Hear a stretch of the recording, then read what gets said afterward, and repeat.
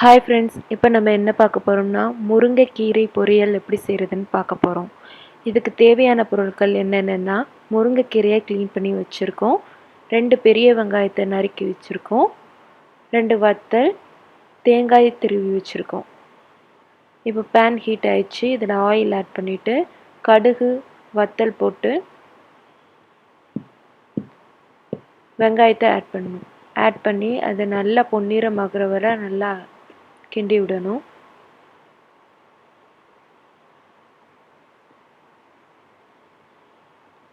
இப்போ பொன்னிறம் ஆயிடுச்சு. இதில் நம்ம கீரையை ஆட் பண்ணிட்டோம்.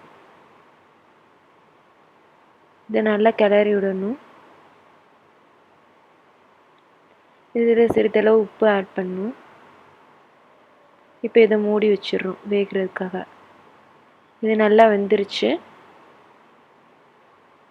இப்போ கடைசியான ப்ரொசீஜர் என்னென்னா, அந்த தேங்காய் திருவி வச்சுருக்கிறத இதில் ஆட் பண்ண போகிறோம்.